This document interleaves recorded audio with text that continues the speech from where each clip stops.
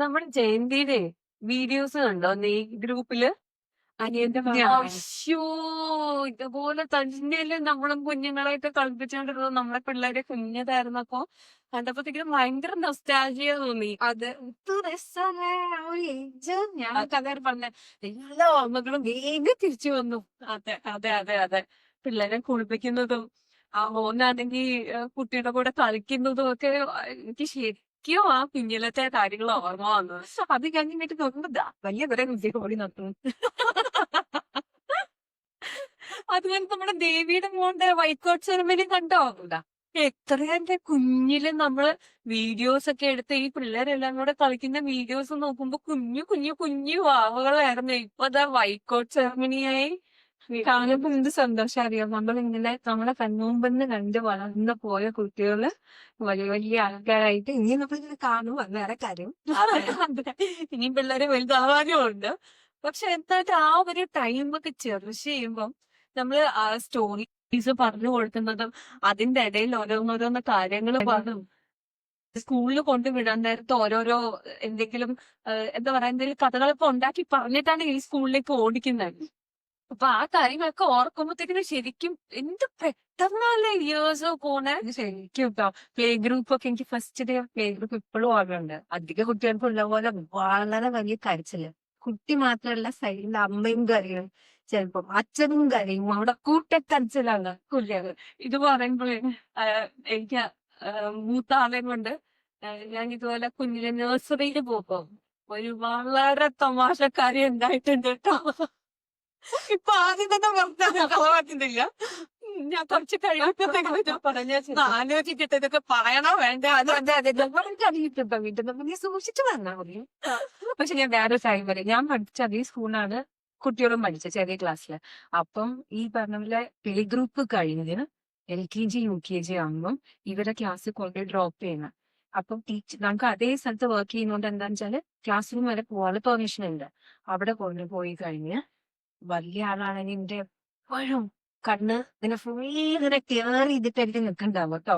ഞാൻ എന്നിട്ട് ഒരു ജനലിൽ നോക്കി അപ്പുറത്തെ ഒരു വിൻഡോയിൽ ആ സൈഡിൽ അവൾക്ക് ഇങ്ങനെ കാണാൻ പറ്റാത്തൊരു വിൻഡോ, ആ വിൻഡോയിൽ അവിടെ പോയി അവർ സെറ്റിലായത് നോക്കിയിട്ടാണ് ക്ലാസ്സിലേക്ക് പോവുക. ഓരോ ദിവസവും ആ കുട്ടികളെ നമ്മൾ കുറച്ച് നേരത്തേക്കാണെങ്കിലും സ്കൂളിലേക്ക് പറയുന്ന ആ സമയം ഉണ്ടല്ലോ, ഭയങ്കര വിഷമമുള്ള കേസായിരുന്നു ഇത്. എന്റെ മക്കൾക്ക് രണ്ട് മക്കള് 2 ഇയർ ഗ്യാപ്പിലുള്ളതായാലും രണ്ടുപേരും ആദ്യമായിട്ട് സ്കൂളിൽ പോകുമ്പോൾ ഫസ്റ്റ് ഡേ ഭയങ്കര ഹാപ്പി ആയിരുന്നു. എന്ന് പറഞ്ഞാൽ നമ്മൾ സ്കൂൾ അങ്ങനെയാണ്, സ്കൂൾ ഇങ്ങനെയാണ്, you will get so many friends, so many toys, അങ്ങനെ കുറെ ഇങ്ങനെ ഹൈപ്പ് ചെയ്തിട്ടാണല്ലോ വിടുന്നത്. അപ്പൊ അവിടെ എക്സൈറ്റ്മെന്റിൽ പോയി കരഞ്ഞില്ല. ആൻഡ് നമ്മൾ ഭയങ്കര ഹാപ്പി ആയിരുന്നു. കറക്റ്റ് തേർഡ് ഡേ മൂത്താള് കരഞ്ഞു. തേർഡ് ഡേ ടീച്ചേഴ്സും ഭയങ്കര ഷോക്ഡ് ആയിരുന്നു. ബിക്കോസ് ഫസ്റ്റ് സെക്കൻഡ് ഒരു കുഴപ്പമില്ല, ബാക്കിയുള്ള പിള്ളേര് കരയായിരുന്നു, ബാക്കിയുള്ള പിള്ളേര് സെറ്റിലായപ്പോ ഇതാ കരയുന്നു. ഇതുപോലെ തന്നെ രണ്ടാമത്തെ കുട്ടിയെ ശരിക്കും ഞങ്ങൾ കോയമ്പത്തൂരിന്ന് ഇവിടെ പാലക്കാട് വന്നിട്ടാണ് വിട്ടത് ആദ്യം സ്കൂളില്. ഇതുപോലെ തന്നെ സെയിം തിങ് തേർഡ് ഡേ വരുന്നിരിക്കുന്നു. Quite surprise. രണ്ട് സിബ്ലിങ്സ് ആണെങ്കിലും മൂന്നാമത്തെ ദിവസം കഴിയോ. ഗുഡ് ലക്ക് ചാലികളായിരുന്നു. ഗുഡ് ലക്ക് ചാലി താലിനെ ഫസ്റ്റ് ഡേ സ്കൂളിൽ കൊണ്ടാക്കുന്ന പ്ലേ ഗ്രൂപ്പിൽ കൊണ്ടാക്കുന്ന സീനുണ്ട്.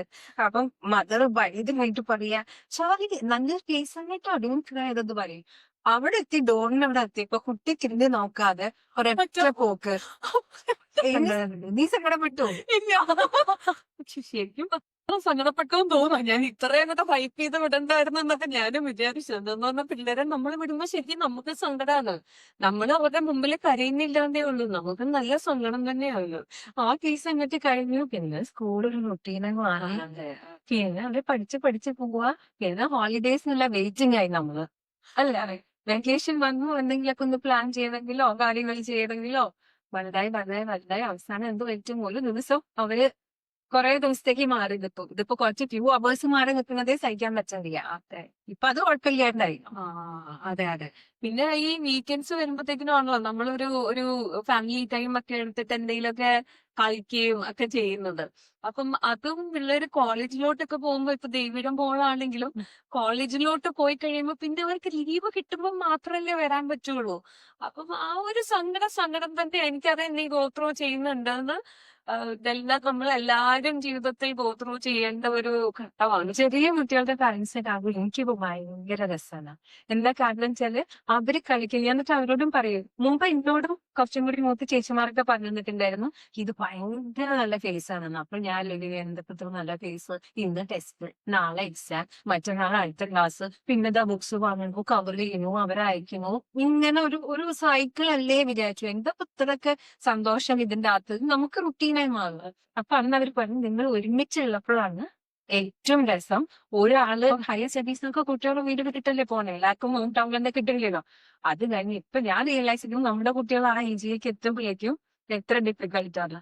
ഇതേ കാര്യം ഞാനിപ്പോ യങ്ങർ കപ്പിൾസിന് പറഞ്ഞു കൊടുക്കുന്നത്. എൻജോയ് ചെയ്തു കേട്ടോ. കുട്ടികൾ കുറുമ്പ പറയുന്നത് ഇതൊരു കുറുമ്പേ അല്ല. അതെ, ഞാനും ഇപ്പൊ തന്നെ പറയുന്നത്. ഉറുമ്പാ ചേച്ചി, അങ്ങനെയാണ് ഇങ്ങനെയാണ്, ഇവൻ നിൽക്കുന്നില്ല, ഇവൾ ഇരിക്കുന്നില്ല എന്നൊക്കെ പറയുമ്പോഴും ഞാൻ പറയുന്നത് ഇത് തന്നെയാ. This is the golden time that you get to spend with your kid. So much of time. അപ്പൊ അത് ശരിക്കും എൻജോയ് ചെയ്യാം. അതല്ലേ ഒരു ബേർഡൻ ആയിട്ടോ അല്ലെങ്കിൽ ഒരു സ്ട്രെസ് ആയിട്ടോ കാണുകയേ ചെയ്യരുത്. ഒന്നുമില്ല, കാരണം തമാശ തന്നെയാണ്. തിരിഞ്ഞിട്ട് നമ്മൾ പഴയ വീഡിയോസ് കൊടുത്ത് കാണുമ്പോഴേ എന്തൊക്കെ തമാശയായിരുന്നു. പിന്നെന്താ, അതിന് എഡിറ്റിംഗ് ഒന്നും ഇല്ലല്ലോ. റാൻഡംലി ഓരോന്ന് റെക്കോർഡ് ചെയ്യാ, സേവ് ചെയ്യാ, റെക്കോർഡ് ചെയ്യാ, സേവ് ചെയ്യാ. തിരിഞ്ഞു നോക്കുമ്പോ ഒരു ലൈസൻസും ഇല്ലാതെ റെക്കോർഡ് ചെയ്ത കാര്യങ്ങൾ. എന്റെ മൂത്ത മോൾ, നമ്മൾ ഈയിടെ ഇരുന്ന് നിന്റെ ഇളയ മോളുടെ നമ്മൾ കുറെ വീഡിയോസ് കണ്ടു. ഇതുപോലെ തന്നെ ഞങ്ങളുടെ മൂത്ത മോള് എങ്ങനെയാന്ന് പറഞ്ഞാൽ എവിടെ വലിഞ്ഞ് കയറാന്നുള്ളൊരു ടൈം ആയിരുന്നു. വലിഞ്ഞ് കയറിയോ ഒരു 1 2 3 കേൾക്കും. ആ 3 കേൾക്കുമ്പോഴത്തേക്കിനും നമ്മൾ ഓടിപ്പോയി പിടിച്ചില്ലെങ്കിൽ അവിടുത്തെ കഴിച്ച് ചാടിക്കോളും. അശ്യോ, എനിക്കൊരു ട്രോമയായിരുന്നു ആ സമയത്ത്. എവിടെ നിന്നെങ്കിലും കിച്ചണിൽ നിൽക്കുമ്പോഴായിരിക്കും 1 2 എന്ന് പറയുന്നത് കേൾക്കുന്ന, ഓടിപ്പോയി പിടിച്ചോടും, ഇല്ലെങ്കിൽ ചാടും. നല്ലൊരു സ്റ്റേജ് ആട്ടോ നമ്മുടെയൊക്കെ ലൈഫില് ഈ കുട്ടികൾ വളർന്നു വരുന്നതും.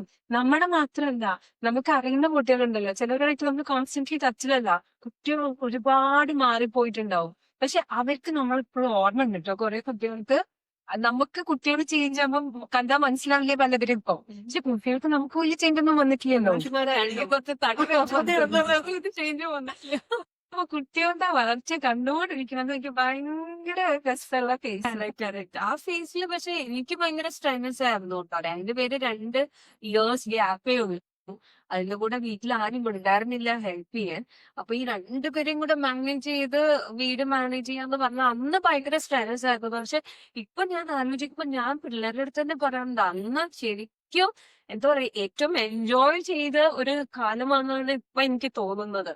അന്ന് ചെറുപ്പത്തിലൂടെ കുറച്ച് ഹോംവർക്കൊക്കെ ഉള്ളൂ സത്യം പറയാൻ വെച്ചാൽ. അത് നമ്മൾ എഴുതുന്നൊക്കെ പറയുന്നതല്ലാതെ ഇപ്പൊ ആലോചിക്കുമ്പോ ബിഗർ ഡിസിഷൻസ് ടു ടേക്ക് അല്ലെ, വലിയ എക്സാമിന്റെ പ്രിപ്പറേഷൻ അങ്ങനെയൊക്കെ ആലോചിക്കുമ്പോ അന്ന് എന്തിനാ നമ്മൾ ടെൻഷൻ അടിച്ചെന്ന് ആലോചിക്കുക. ഒരു കുട്ടി 10 മാർക്സ് ക്ലാസ് ടെസ്റ്റിന്റെ കാര്യം ഉണ്ടാക്കാൻ തോന്നുന്നു. അപ്പൊ നമ്മൾ അത് കഴിയുമ്പോഴേ റിയലൈസ് ചെയ്യുമ്പോൾ തിരിഞ്ഞു നോക്കുമ്പോ അച്ഛേ അതൊന്നും ഈ ഒരു സ്റ്റേജും ആലോചിക്കും, അയ്യേ 9th 10th 11th 12th ഒന്നും ആയിരുന്നില്ല, വെറുതെ നമ്മൾ എന്തിനാ ഇങ്ങനെ മൗണ്ടൻ ആയിട്ട് അതിനെ കണ്ടേന്ന്. പിന്നെ പണ്ടത്തെ കുട്ടികളുടെ കാര്യത്തിൽ ഒരു രസം ഉണ്ടല്ലോ, വലിയൊരു പാരന്റ്സ് ഒക്കെ ഈ റെക്കോർഡ് ചെയ്യും ഫോട്ടോസ് കാണിക്കലോ അല്ല.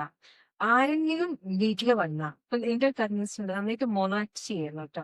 അപ്പൊ ആര് വന്നാലും ഏത് ഫാമിലിയിൽ നിന്ന് ആര് വന്നാലും അപ്പൊ അവിടെ വിളിക്കും, മോളെ മൊണാക്ട് കാണിക്കും. അപ്പൊ റെക്കോർഡിംഗ് ഇല്ലാത്ത കാരണം അവിടെ ലൈവ് പെർഫോമൻസ് ആയിരുന്നു. ഇതൊന്നും ഞങ്ങളുടെ ഫാമിലിയിൽ ഉമ്മയോ ഡാഡിയുടെ അനിയന്റെ മക്കള്. അതില് മോൻ എന്ന് പറഞ്ഞു കഴിഞ്ഞാൽ ഇതുപോലെ മൊണാക്ട് മിമിക്രി ഒക്കെ സ്നേഹിച്ച് യുവജനോത്സവത്തിന് പോയിട്ട് ഫസ്റ്റ് കിട്ടുന്ന കുട്ടിയാ. ഞങ്ങളും നാട്ടിലെല്ലാരും കൂടെ ഒന്ന് കൂടിയ അവന് പിന്നെ നിന്ന് തിരിയാൻ നേരെ ഉണ്ടാവില്ല. ബിക്കോസ് ഭയങ്കര ദിമല്ല. ഒന്ന് ചെയ്യോ പ്ലീസ് പ്ലീസ് എന്നൊക്കെ പറഞ്ഞിട്ടേ ചെയ്യുമ്പോഴത്തേക്കും ഇപ്പൊ മൂടിയ അപ്പൊ കേൾക്കുന്ന ജാടയോ അതിന് ഞങ്ങൾ പറ്റില്ല ഒന്ന് പറയാന്നൊക്കെ പറഞ്ഞ് അവനെ കൊണ്ട് ചെയ്യിപ്പിക്കും. ശരിയാട്ടോ. കുറച്ച് സൈലന്റ് ആയി മാറി. പണ്ടത്തെ ആ കളി ചിരിക്ക് കുറച്ച് കുറഞ്ഞു, എല്ലാവരും മെച്ചോർഡായി പോയില്ലേ. പക്ഷെ എന്നാലും നമുക്ക് ഭാഗ്യം കഴിയുന്നുണ്ട് ഈ കുട്ടികളെയൊക്കെ കാണാനും കളിപ്പിക്കാനും അല്ലെ, വളരെ എന്നതും കാണാനും ഇനി അത് എന്താവുമെന്ന് കാണാനും നമുക്ക് നല്ല ഭാഗ്യം ഉണ്ടാവട്ടെ. അപ്പം ലെറ്റ്സ് സ്റ്റാർട്ട് ലെറ്റ്സ് ഈ ഫേസ് നന്നായി എൻജോയ് ചെയ്യും. ഏത് ഫേസിലാണോ ഇപ്പൊ ഉള്ള അത് രസമായിട്ട് എൻജോയ് ചെയ്യാം. വരുന്നത് അതിലും നല്ല ഫേസ് ആയിരിക്കും കേട്ടോ. So thanks for watching echoes of love with